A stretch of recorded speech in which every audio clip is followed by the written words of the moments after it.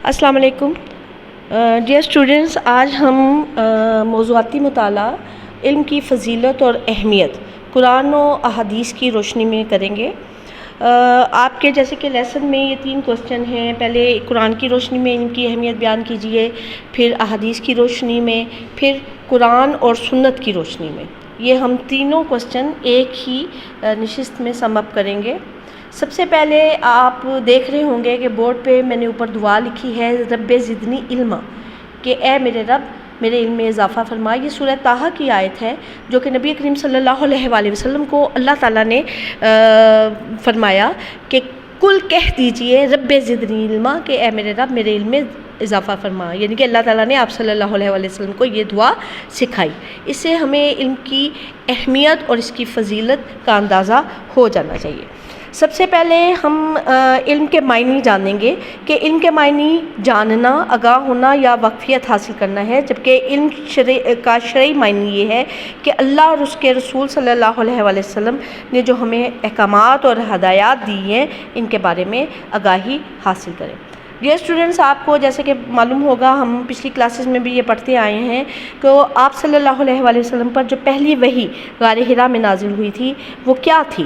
وہ علم ہی کے بارے میں تھی کہ سورہ علق کی پہلی 5 آیات، بسم اللہ الرحمن الرحیم، اقرأ باسم ربک الذی خلق، خلق الانسان من علق، اقرأ وربک الاکرم الذی علم بالقلم، علم الانسان ما لم یعلم۔ اے پروردگار، اپنے پروردگار کے نام لے کر پڑھیے جس نے سب کو پیدا کیا، جس نے انسان کو خون کی پھٹکی سے بنایا۔ پڑھیے کہ آپ کا پروردگار بڑا کریم ہے جس نے قلم کے ذریعے علم سکھایا اور انسان کو وہ باتیں سکھائی جس کا اس کو علم نہ تھا۔ یعنی کہ قرآن کی روشنی میں ہمیں سب سے پہلے علم کی اہمیت اور فضیلت یہاں سے معلوم ہو جاتی ہے۔ یہ اللہ تعالیٰ کا ہم پہ بہت بڑا احسان ہے کہ اللہ تعالیٰ نے ہمیں علم جیسی دولت سے نوازا ہے۔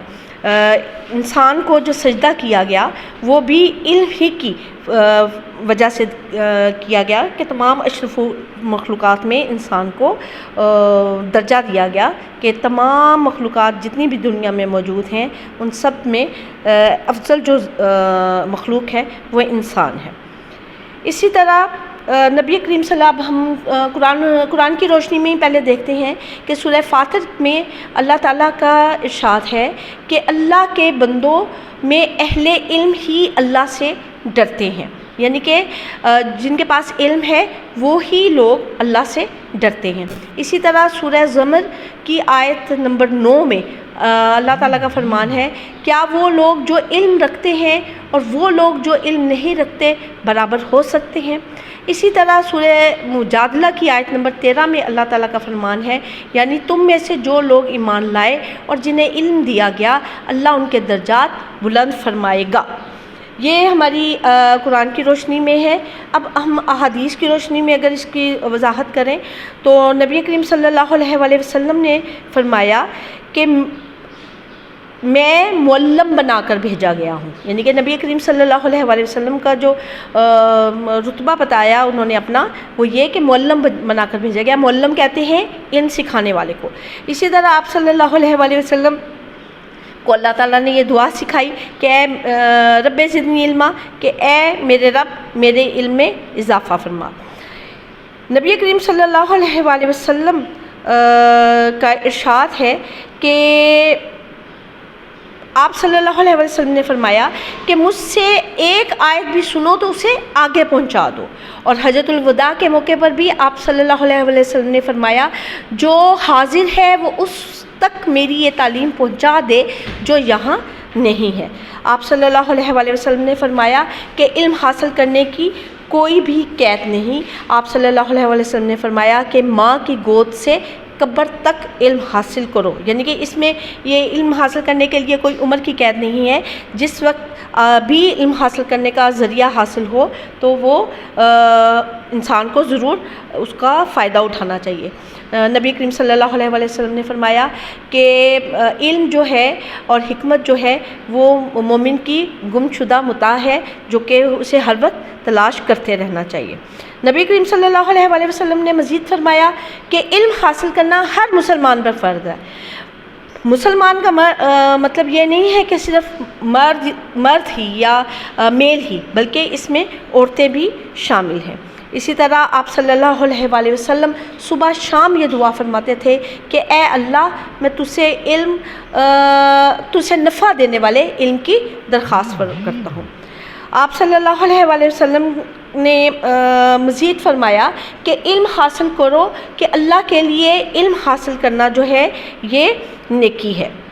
آپ صلی اللہ علیہ وآلہ وسلم نے مزید فرمایا کہ مومن علم سے کبھی سیر نہیں ہوتا حتیٰ کہ وہ جنت میں پہنچ جاتا ہے۔ اسی طرح آپ صلی اللہ علیہ وآلہ وسلم نے مزید فرمایا